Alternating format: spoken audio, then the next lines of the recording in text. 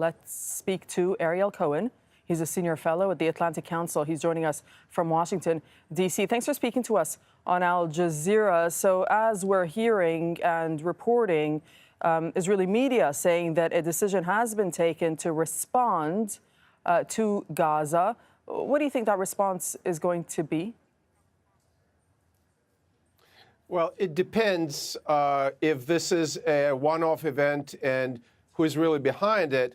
That attack on the largest Israeli city, the most populated area in the center of the country, is the election campaign gift to Benjamin Netanyahu. The Israelis, like every other voters anywhere in the world, circle their wagons around their leaders. So whoever shot these rockets couldn't ignore the fact that the Israeli elections are less than a month ahead of us, April 9th, and that will trigger some kind of a reaction from the government and from the military.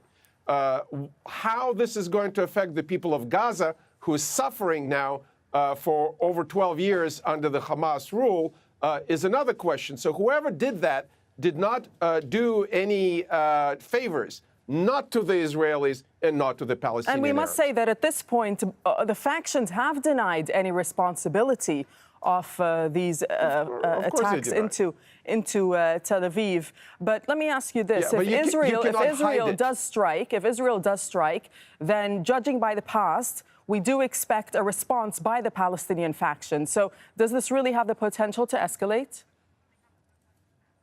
Of course it does. It always does. It's tit for tat, and especially when a Fajr rocket, that is a powerful rocket, targets Tel Aviv, it is a path for escalation. And we know who has a dominance on the escalation ladder. It's Israel.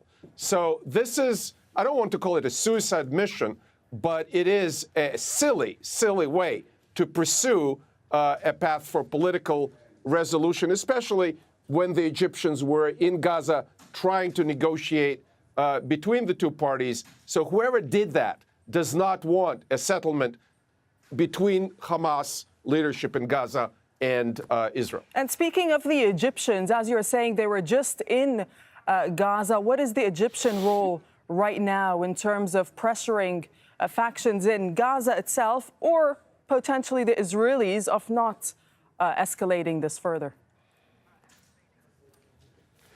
First of all, if Egyptians were asked to leave and they left, they lost face. Whoever did this attack insulted the Egyptians because they were on that mission of negotiation and mediation. If they left, it means that they're less relevant. And of course, Cairo will never forgive the faction that did it. And you mentioned before that somebody denied it. Sooner or later, it's going to be clear who shot these missiles. It's the Middle East. Things are leaking always in Israel, in the Palestinian territories. So we will know within probably hours or days who did that. All right, Ariel Cohen, we thank you for speaking to us from Washington.